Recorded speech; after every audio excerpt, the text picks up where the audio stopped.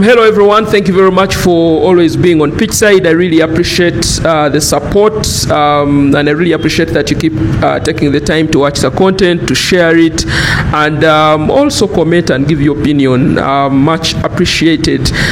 This morning, the entire Uganda knows that the 2025 AFCON draw was officially done in Casablanca, Morocco, and the Cranes now know the teams are going to face at the AFCON in December. If you are not aware, by the time you watch this video, well, the Uganda Cranes were pulled in Group C alongside Tunisia, who won the AFCON in 2004. You also have the Super Eagles of Nigeria, and of course our neighbors Tanzania, the Taifa Stars.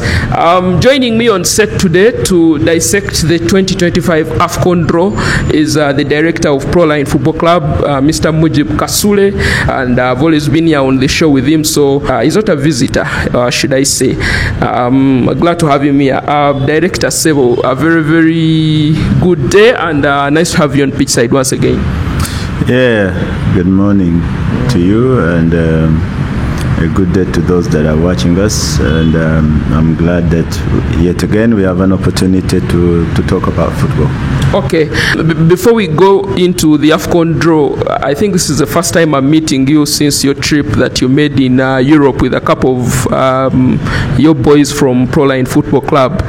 An interesting, really good opportunity for them when I saw on the Proline socials that the boys were going to that tour.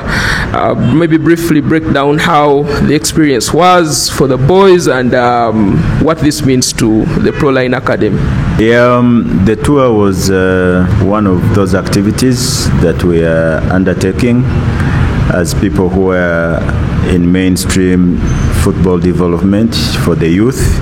As an academy, we have 4 things to do in order to help the player, whether a boy or girl, to achieve their dreams. The first one is that we develop them. Development means what do they learn at each age stage. When they are under 9, what do they learn? How do they learn it? At 11, at 13, that is the development. Then we also nurture. Nurturing is giving them the life skills that they need to play football. Many times we only teach these boys the football skills, but we forget to give them the life skills that they need to be able to play the game. And that is what nurturing is about. Why are you playing football? For whom are you playing football for? Do you know the value of the game? All those things go into nurturing. Then there is what we call exposure. Exposure means that as the boys develop and grow, we need to first of all make sure that they are playing with the best. If the boy is under 11, you have to make sure that he is playing in a competition where the best under 11s in the country or in the nation or in the continent or in the world are. The same way you see there is Champions League, there is Europa, all that is exposure. It means that the best clubs play with the best, and the next level and the next level. So that is important to put the boys in. But also exposure means that if our boys are dreaming to play football in the highest levels, the standard is Europe. It is important that we take them to Europe when they are still young, to see, to experience, to be able to put the two worlds together when they are young. When you do it very late, and this is often the problem with Africa and more so in Uganda, the first time the boy flies is when he's going to AFCON to play for Uganda Cranes, and that is his first time to fly. Now once he gets there, the food is different, the language is different, the weather is different, the people are different. So all those things affect his performance because he's seeing them for the first time and is expected to perform at the highest level. So that is one of the reasons we believe at Proline why many of our players are failing when they go away from Uganda to play football, because they are not exposed to what they see. So what we are trying to do at Proline, and we want to encourage all other academies and clubs to start doing these things much earlier, such that the boys don't have a phobia for weather, for food, for everything. So we have started it with Proline, and we hope that every year regularly we'll be able to take these boys to Europe and to other African countries and Asia, such that when they get there later, there is nothing new they find. Our boys, for instance, when we reached Germany, the temperatures were 0 degrees, very cold. And this was the first time for them to see this kind of weather. In their first training session, they had to run away, to run out of the training session crying. Yes, It was too cold. it was too cold. My hands are paining. I can't feel my feet. That's how it was. And that is the reality. So eventually we told them, yeah, no, your hands are safe. Your feet are there, although you can't feel it, but put it in your mind that it is there. It is tough, but you go. And you know, young kids, the resilience of a young kid is much, much stronger than older people. They are determined. They don't want to give up. They don't want to lose. So after that, they went and completed the session. But by the next day, they had adjusted. They removed the gloves, they removed the hood hats, and now they are playing freely because they had adjusted. By the end of the tour in Italy, because we started in Germany and ended up in Italy, they were very comfortable. The food was extremely a big challenge to them. They were asking for chapati, they were asking for, and these things were not there. Yeah. They were seeing bread, they were seeing macaroni, a bit of rice, but the rice without the normal sauce they are used. Yeah. They give you rice and then they give you tomato sauce. Soup. Exactly. There's no soup as you used to here. Yes. So the first 2 days were very challenging to the boys. They were barely eating. But after that, they got used and they knew now this is the food, and they got used to the food. The language in Germany, they were speaking German. In Italy, they were speaking Italian. So now, at the end of the trip, they had learned so much on how to adapt, how to adjust in these things. And if you're a footballer and you want to go out there and play, you need to go through these things when you're young. So that was it about the trip. We went to Germany for 4 days and then Italy for 3 days. Our boys were assessed. They were able to train with 3 different academies in Germany. And then we went into a camp in an Olympic development program for US. We were invited in that and they took part. They were assessed. They saw that there is not really a difference in terms of football between what they train here and what they saw there. But again, they saw the differences where those people are better than them and where they are better. Especially in terms of football technique, we are very good. They call them people who dance with the ball. One of them was called a black Ronaldinho. Is that Kakama? Yes, exactly. when Kakama is in the ball, everybody was loving seeing him in the way he dances with the ball. Another one called Isaac was also very good on the ball and all that. And they admired them for that. But also there were some things that were lacking on our side, especially aggressiveness, speed, and the size and size. So exactly. So we were able to see where we are doing well and where we need to improve. The boys were individual assessed, and it was overall a very good trip. All right. If you're a parent out there, or if you're part of Proline, and if you follow Proline Academy, watch out for a boy called Kakama. I'm telling you this on pitch side today. Watch out for that. Dad? Yes. Tuanje. Tuanje is Kakama's dad. Yeah. When we say these things, later people will say it is because it's Tuanje's dad. The same thing they said about Alpha and Baby Core. Because people don't believe that people who are known, who are living some kind of a good life can have people who play football. So, but Kakama is Tuanje's son. The way Tuanje does his comedy, the way this boy does his football.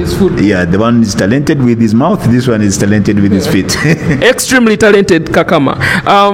Mujib, let's move on to the CAF draw. I don't know how busy you were last night. I don't know if you took out a moment to catch up on the draws. But before I read you the groups, did you catch up on the draws, and were they captivating to you basically? The whole event, the legends, how was it for you if you took time to watch it? It is good to, these kind of activities are the ones that link football and connect people to the game. and it was great the way CAF did it, especially when you see the legends. Here we haven't grasped the concept of the legends. That's for me, that was the biggest part, that Africa is now embracing this idea of the legends. The legends are the former players. We have the current players and we have the future players. So football cannot be disconnected in terms of isolating one group from the other. The legends are the ones who inspire the current players, and then together we forge a way for the future players. So it was good to see the legends being part and parcel of this, and the organization was good. There was a lot of class around it, and of course transparency and all that. So it was a wonderful occasion. Okay, let's move to the meat of the matter, like they say, and just to run you through the groups. Group A has the hosts Morocco, Mali, Zambia, and Comoros. Group B has Egypt, South Africa, Angola, Zimbabwe. Group D has Senegal, DR Congo, Benin, Botswana. Group E has Algeria, Burkina Faso, Equatorial Guinea, and Sudan. Group F has Ivory Coast, Cameroon, Gabon, Mozambique, and then of course our group has Nigeria, Tunisia, ourselves, Uganda, and Tanzania. But before we get to Group C, the hosts alongside Morocco, Mali, Zambia, and Comoros. Comoros, of course, has written history at AFCON. There was a lot of talk about them at the two previous editions. What do you pick out in Group A? And what's your take of Group A? Group A is a tough one because all those teams are capable of beating the other. Of course, Morocco will be favorites because they're at home and they are now a top team, and they will want to do everything to make sure that at home they can at least win it. Mali has always had very good players, but sometimes as a team they haven't been able to galvanize their teams to play well as teams. But you cannot write them off. Zambia, they are winners also of this tournament. So anytime you have a Zambia in there, it is capable of springing a surprise and beating anybody. Comoros is the little known, but in the last years, Comoros has been building their team well, and they have proven to be tough to beat. So it's going to be a very interesting group. All right, then the Pharaohs, that's Egypt, South Africa, then you have Angola and Zimbabwe. That's in Group B. South Africa, that's another very interesting group because Egypt, South Africa, and Angola, they are very good teams. Angola, in the recent 3 years, they have built such a strong team that is capable of beating anybody. Even the last AFCON, you saw their performance was brilliant. South Africa, they don't fear anybody. They play wonderful football. We had an opportunity to see them, and we see what they are capable of. They have so many players who play in the same league, so they know each other very well. Egypt, on the other hand, would like to bounce back and really put authority on the African continent as they did in the early 2000s. They have key players. Of course, Mohamed Salah, everybody talks about that, but now the new kid on the block is Omar Mamouche, who has recently joined Man City. So when you have two stars and then the other players, Egypt will always be a contender, not only a participant, but Egypt is always expected to go all the way to the final, and they are always one of the favorites. So another interesting group. Then, of course, 2019 winners are Senegal in Group D alongside Congo, coached by our former coach Desabre, Benin, and Botswana. That looks to be a straightforward Senegal group. You know that Senegal will have that group, and then it will be between Congo and Benin for the second slot, in my view. Congo are currently on the rise in terms of the strength of their squad. They have now younger players, good players. Many of them also play in Europe. Benin, they could spring a surprise, but that means Botswana it will be the team everybody is looking to get maximum points from. Okay, then Group E, Algeria, Burkina Faso, Equatorial Guinea, and Sudan. Yes, Algeria actually won the 2019 AFCON in Egypt. They beat Senegal in the final. Riyad Mahrez was the captain then. What do you make of this one? Quite interesting as well. Of course, Algeria will be the favorites. However, since they won the last one, they have been struggling. Because they had so many players who are much older, they are trying to replace them with the young ones, so they are going through a transition, and that is a bit affecting them. However, they are still a very good side. Whoever is in that squad is a very good player, and you think that Burkina Faso and Equatorial Guinea will be fighting to see who comes second. But Sudan have also been very impressive in the qualifiers.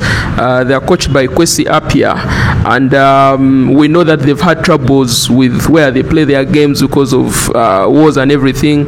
Maybe they could also spring a surprise in the tournament. They can spring a surprise, of course, but the fact that they don't have a league, their players are not really much quality fit. But the good thing is that they have two teams who play regularly in the Champions League. That has been the game changer for them. But you still think Algeria will be too strong for them. They can battle with Equatorial Guinea and Burkina Faso, but at the end of the day, you think that they are the team everybody is looking again to get maximum points, and when everybody targets you, it becomes very difficult for you. Okay, then before you go to Uganda's group F has the defending champions Ivory Coast, Cameroon, Gabon, and Mozambique. Interesting group. Yeah, quite interesting, but again, the battle will be between Cameroon and Cote d'Ivoire to see who tops the group, but you think those two will comfortably come through. All right, back to the main talking points. Uganda Cranes again in Pool C alongside Tunisia, the Super Eagles of Nigeria, and Tanzania. First of all, Mujib, what do you make of Group C? Before we break it down, how lucky is Uganda? How unlucky is Uganda? When you get such a group, the four countries, if you are in Nigeria, you are extremely happy that you got a fair group. Yes. If you're Nigeria, now you're speaking from a point of view as Nigeria, how do they see the group? They are looking at the group as an easy team, because right there you see I can get 3 points from Uganda, I can get 3 points from Tanzania, and that means I have qualified. With 6 points, you are guaranteed qualification. So they see where they are getting the points.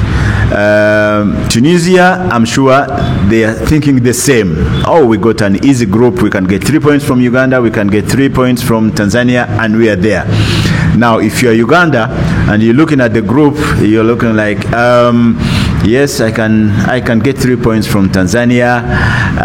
I can look for a draw from one of these two. Maybe I have 4 points. And then pray that the whatever is happening elsewhere in the other groups can help you at least qualify as the one of the third best teams. Now you begin to see whether you got a fair group or not based on that. So you have to look at it from that. If you are Tanzania, you are saying, oh, it's a tough group. Nigeria, it's going to be very difficult. Tunisia, also the same. But I see Uganda. I think I can get 3 points from Uganda and also look for a draw from somewhere else. So already that gives you how the group is likely to turn out. That Nigeria and Tunisia, who are coming thinking we have 6 guaranteed points, look to be the favorites to come out of the group.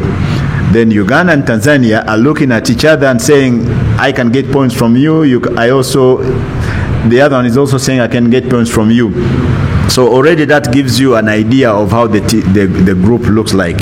The favorite will be Nigeria, of course, Tunisia, a close second, and then between us and Tanzania, to finish third and fourth in the group. Depending on how many points we can collect amongst the other three, we can now see whether we can get out of the group. But the favorites of the group are Nigeria and Tunisia, and these are the ones that we think are more likely on paper to come out of the group. However, as a country, we have to hope, we have to dream, we have to work hard to make sure that we can spring a surprise that will help us get the points that we need to get out of the group. Okay, when you look at the history that Uganda has against these three teams that have been drawn against them, I think we've played Tanzania the most in the CHAN qualifiers, AFCON qualifiers, Sekafa, and all these friendlies and all. But Tunisia, we've not really had a good record. We've played 6 games and lost all of them. Actually, Tunisia came to Kampala one time and we lost 6-0, which was, a terrible result. You look at Nigeria, yes, a couple of wins here and there. Of course, Tanzania, I've talked about it. So where do we put our effort now, Mujibu, as Uganda Cranes? How do we plot to make sure we reach the round of 16 in this group? The first game is going to be very crucial. We are starting with Tunisia.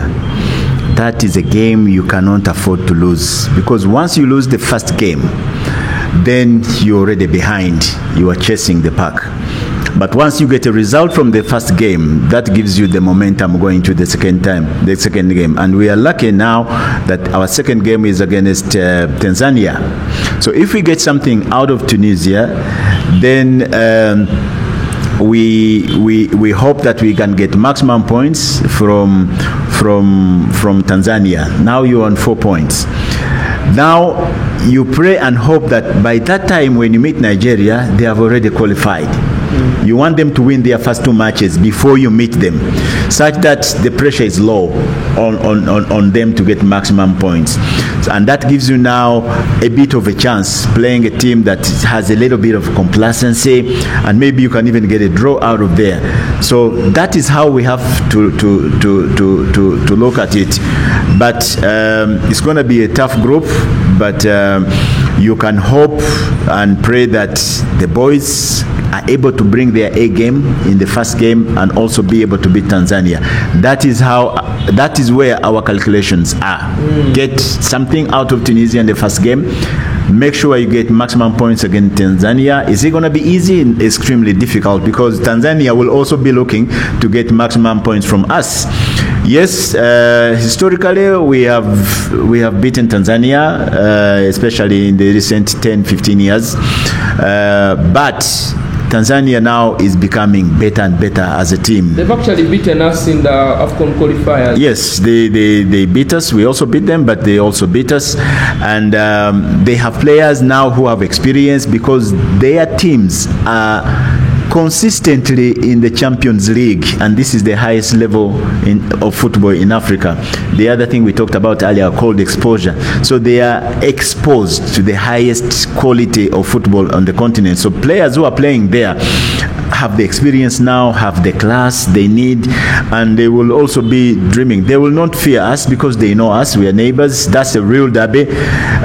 So that also makes it very, very difficult. But our calculations are: get something out of Tunisia, which is the first game, go and get maximum points against Tanzania, and hope that the groups elsewhere do you a favor to make sure that you get the points to go as the number 3. But having said that, if we spring a surprise and, for instance, beat Tunisia and also go on and beat Tanzania, then we are not talking about third place. We are talking about topping the group in the last game. For some people, they will think that is far-fetched, but in the African football, especially in recent years, you can't rule anything out. Okay, let's talk about the fact that now that Paul Put knows that he knows his opponents, he knows the group. Between now and December, he has a couple of months to prepare the team. Let's try and paint a picture of the preparation for the Cranes. How should it look like? Because you have a North African side, you have a West African side, and you have Tanzania, who are your neighbors. How then do you prepare for such a tournament and make sure when you reach there, your boys are ready to show? The federation has to really be very, very deliberate. The first thing they need to do is make sure that the local players are having some quality football. The league, the way it is organized in the second round, let them play the main league. let them concentrate on the league. These things of interrupting the league, Reigns Namtima, the drum, they should keep away from that, because you need these players to be playing football regularly and high quality football, and don't give them too much football. Regulate it. Yes, regulate it. As soon as the league ends, pick your best players from the league and prepare for CHAN immediately. With CHAN, like I said before, they will need a camp away from Uganda. The camp away from Uganda helps them to focus, to really focus away from the usual challenges the players have immediately after the league. They want to go and party, they want to go and play these Imbuzi Cups, you know, they are redundant. Take them away from here to refocus them. Then later, towards the end, have a camp that is local, or you can start with the local camp and then take them away and bring them back, whichever way they do, but they will need two camps, one away, one here. And make sure that in the camp team, you are targeting a particular group of players who you know you are going to use in AFCON. That CHAN gives you that sharpness, experience for those players. There will be 3, 4, 5 players. And then now start, make sure that our league starts earlier this time, before the Champions League and the Confederation Cup start, such that our players have enough training, they have that experience. The clubs that will be representing us on the Champions League will be the ones that will have the most of our local players. Let them play the Champions League. We hope that some or two of them can go far away, and from there link again through the league, working towards December, approaching AFCON. As you do that for the local players, you have to have a plan now for the foreign-based players. Number one, make sure that you are constantly in talks with the local based player and the foreign players to make sure that they all have clubs. Because we have always had a problem where our players are 6 months without a clubs and they are playing on a national team. So the federation needs to mentor the players, need to speak to them, need to advise to them, make sure that first of all they have clubs and they are playing. It has to be intentional. It has to be intentional. You have to help them, because if you have a player, let me say Travis Mutiaba, and he is without a club and you are counting on him, it doesn't help the player, it doesn't help you. Speak to the player and have a solution. Players tend to fear to go to smaller clubs because they are holding out to a deal that will come in 6 months. In the process, they are losing form, they are losing fitness. You would rather come back and play locally than being there waiting for a team. You saw what has been happening to Bayo. He was our main striker, but because he didn't have a team, he hasn't featured. You see? So don't let that situation happen. Monitor the players, make sure that everybody is in a club, settled in, and they are playing football. Coach Port has to be in constant talks and supervision and monitoring of those players to make sure they are playing, they are training, those who have injuries, such that you know he will always be. You don't wait for 2 weeks to summon your team. As a national team coach, you are always making your team based on how well they are playing at that time, and you are keeping it yourself, but you have this one is in my team, now this one is out, this one is in, this one is out. Talking to players, making sure that they are also focused on what is coming ahead. Once they do that, you reach that time and you feel like you have players that you know, you have been following, you have an idea where you want to play everybody based on the decisions that you have made, based on the discussion. Talk to their coaches wherever they are, because a particular player may be used in a different position in his club, and for you are planning to use him in a different position. So all those things have to be considered, put into consideration and monitored, and playing with all the semantics to make sure that you are in charge of the team once you finally mention or release the final 23.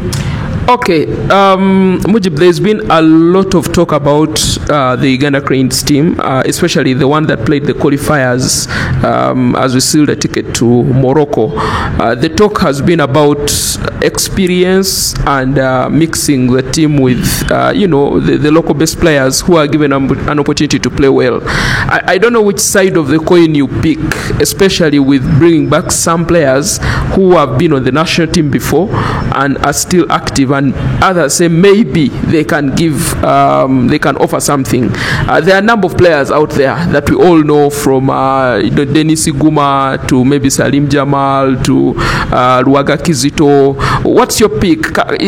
Can't there be a situation where some of these players are picked out and brought back into the Cranes fold in preparation for Morocco, because they have the experience, that's for sure? For me, as long as a player is still actively playing football and he has never retired from the national team, he should be a candidate. He should be eligible for selection. And as a coach, you should look at all of them, because an older player can have something that you need going into a tournament.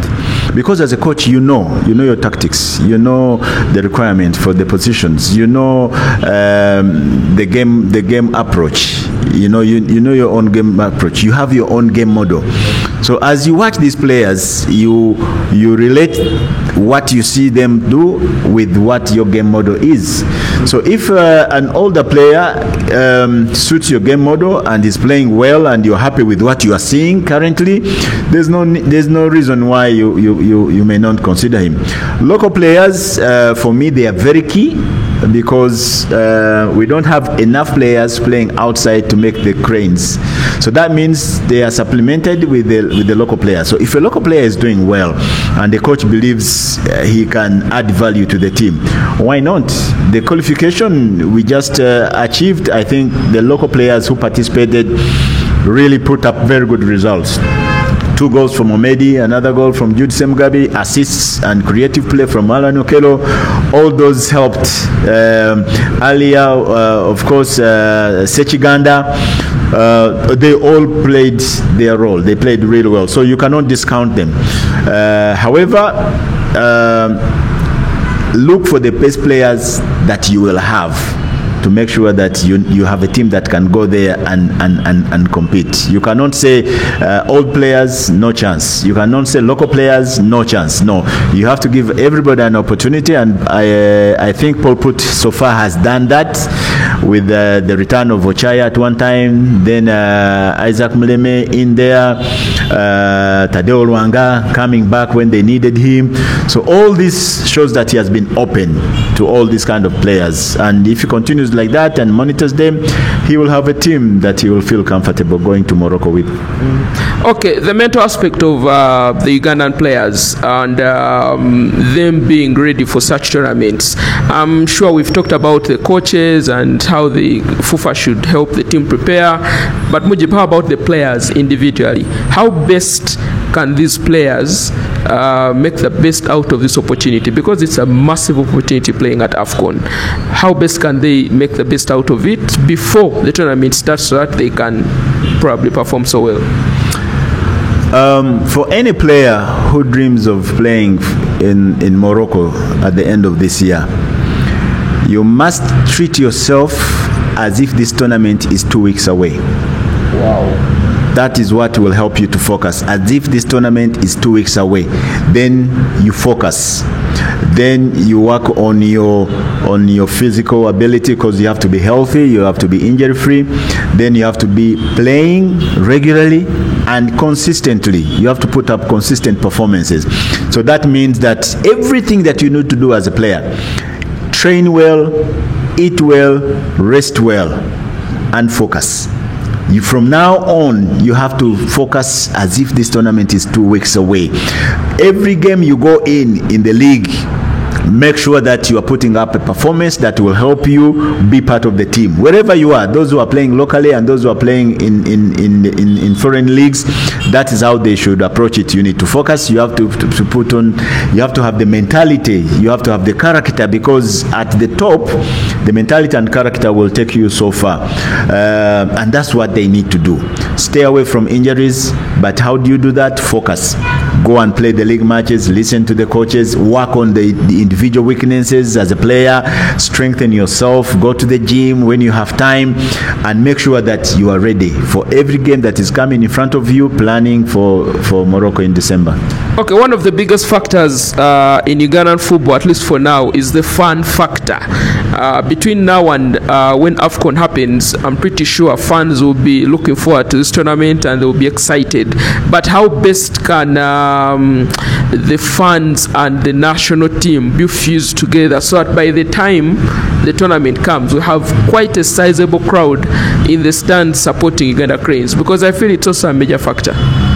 Yeah, of course. If the team has people who follow it and go to Morocco to support it, it will be an added plus. Remember, we did very well in Egypt because we had a very big group of Ugandans who live in Egypt who supported the team. And then we had, of course, a group that came here and also joined them. So we always had a very group cheering the boys, and that showed. So you don't want to go away from home without some funds. So there has to be now a plan, starting with helping Ugandans to know how accessible Morocco can be. How cheap is it? How expensive it is? How can you mitigate all those issues, the visas, the hotels and everything?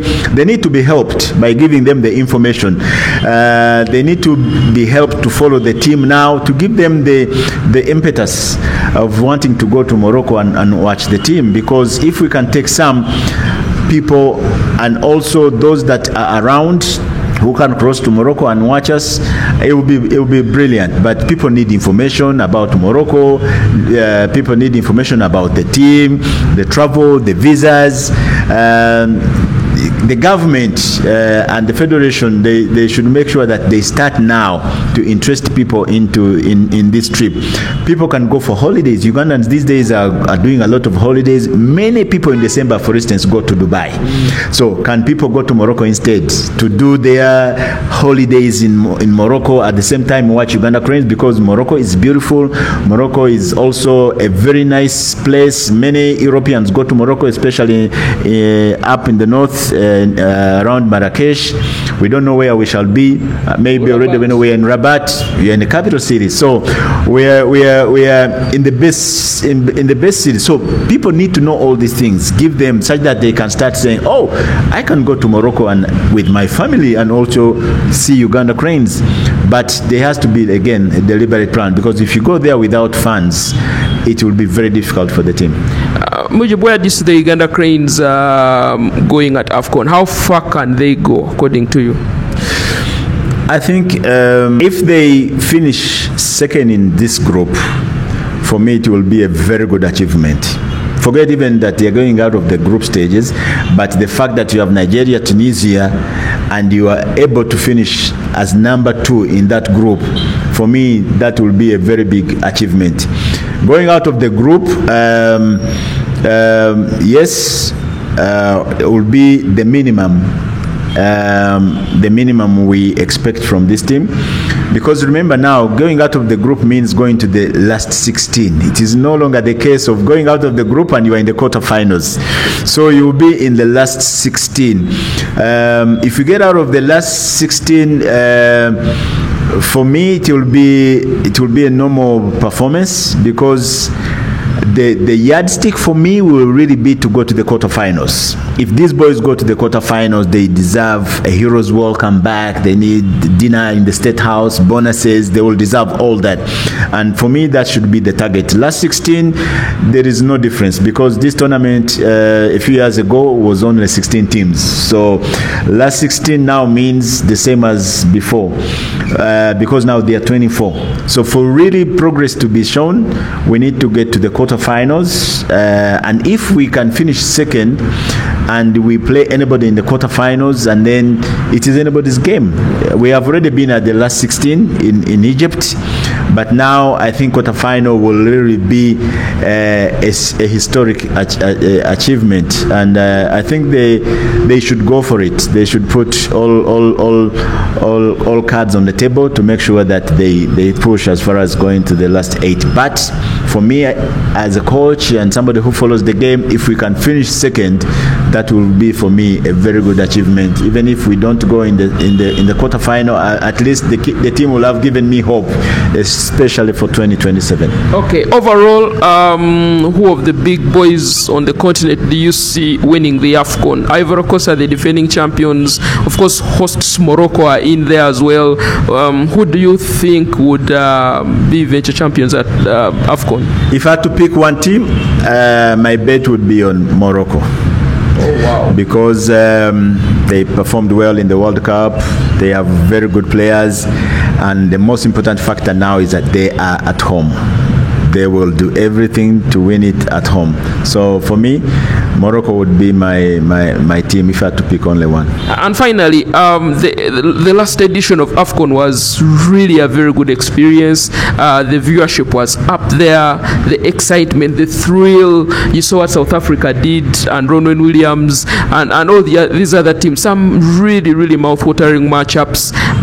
Tell me some of those matchups that maybe you're looking forward to, especially, let's say, in Group F, there is Cameroon, there is Ivory Coast. What are those matchups you're looking forward to? Yeah, of course. Anytime Cameroon and Ivory Coast play each other, that's a big game, regardless where it is. So that will be a big one. Ivory Coast also has some very good players. I'm looking forward to seeing the boy at Brighton. Adingra, with more experience now. Even last time he was their star, but now with more experience, they are the defending champions. They have belief, so that would be a good one. The other one, of course, Nigeria and Tunisia in our group is going to be a tough one, because these two have really struggled in terms of dominance of the African game. Yet both of them at one time they dominated African football, so they are trying to come back. So that one will be a good one. The biggest of all of them for me is going to be Uganda, Tanzania. That derby now at the AFCON level is everybody thinks they can get the 3 points from the other. So we have targeted each other for maximum points, and it's going to be interesting. For me, that will be a big matchup. I am an ardent follower of Egypt on the continent, so I'm looking to see how well they have organized their team with Mamouche now and Mohamed Salah being the key stars. I want to see how they will be able to play, especially that game against South Africa, because they play almost similar style of football. So it's going to be a very good tournament, because some of these teams are now playing really well, and everybody is looking forward to seeing those matchups. The pitches, the stadium are going to be fabulous, because Morocco already has the best on the continent. They are about to host a World Cup, so I am sure that the organization is going to be good. The pitches are already nice. The ambience, the atmosphere in the stadium is going to be great. So we are looking forward to a very good tournament. All right, thank you very much, Mujib, for joining me on this episode of Pitchside. We've dissected, most importantly, Group C for the Uganda Cranes, and also looked at the other groups at the coming AFCON 2025 that is taking place in Morocco. Thank you very much for passing by. Thank you for inviting me. Always a pleasure to chat to Mujib Kasule here at the home of Proline FC. Now, you who's watching, this content will come your way. Keep subscribing, keep liking, commenting, and sharing as we continue to bring you more exclusive content on Pitchside.